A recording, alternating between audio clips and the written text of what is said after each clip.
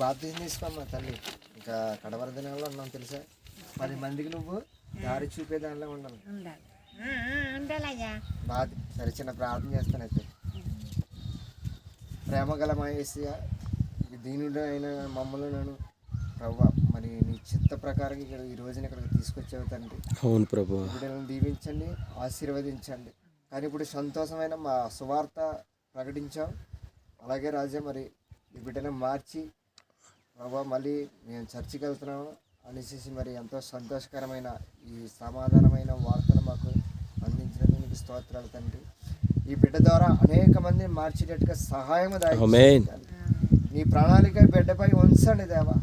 మీరే సహాయం చేసి కృప చూపించి ఈ బిడ్డ చుట్టూ యవన ప్రాయంలో ఉన్న ఈ బిడ్డ చుట్టూ నీ రక్షణ కంచి వేసి ప్రభు దీవించి ఆశీర్వదించి నీ కృపలో భద్రపరిచి చిన్న ప్రార్థన నీ పాదశంలో చేర్చుకోమని మా ప్రియరక్షకుడైన యేసయ్య నామములో మిక్కిలి బ్రతిమలాడి వేడుకుంటున్నాను పరమ తండ్రి.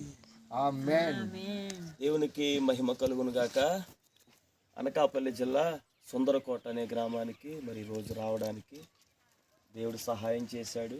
చాలామంది బిడ్డలు భయంకర వ్యసనాలతో ఇక్కడ మగ్గిపోతున్నారు. బహు విగ్రహారాధన, త్రాగుడు, వయసుతో నిమిత్తం లేకుండా ప్రయాణం చేస్తున్నారు. ఇక్కడ ఏ సిగ్నల్స్ కూడా ఉండవండి, ఏ ఫోన్ కూడా పనిచేయదు. ఎవరికైనా బాగోలేదంటే చాలా దూరం వీళ్ళు మోసుకొని వెళ్ళాలి. ఇక్కడికి ఏ డాక్టర్ గారు కానీ ఎవరు కానీ రారు. చాలా మారుమూల ప్రాంతాల్లో ఇక్కడ ఉన్నారు. వందనాలమ్మా. ఆరోగ్యం బాగుంటుంది కదా, ప్రార్థన చేసుకోండి, దేవుడు మంచి ఆరోగ్యం ఇస్తాడు, సమాధానం ఇస్తాడు. ఓకే, భయంకర త్రాగుల్లో ఉన్నారు, అందరూ మారిపోవాలి. మీరు ఎలా మారారో వీళ్ళందరూ కూడా అలా మారాలి.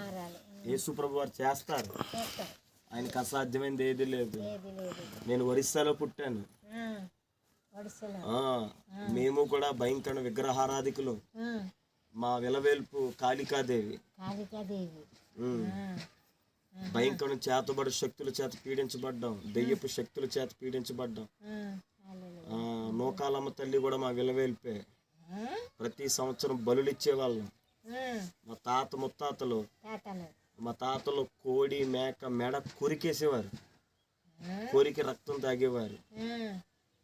మరి అలాగే నేను మీ దగ్గరికి ఎలాగొచ్చానో అలాగే ఒక తల్లి నా దగ్గరికి వచ్చి సువార్త చెప్పింది. యేసు ప్రభు నమ్ముకోమంది. నువ్వు నమ్ముకున్నాం. 3 అన్నదమ్ములు, ఒక చెల్లి, అమ్మ నాన్న ప్రభువుని నమ్ముకున్నాం. అందరూ ప్రభువుని నమ్ముకున్నాం, దేవుళ్ళో ఉన్నాం. మేము చాలా సంతోషంగా ఆనందంగా ఉన్నాం ఈరోజు. మేమందరూ రక్షణ పొందాం. మా కుటుంబం ఎంతో నెమ్మదిగా ఉంది.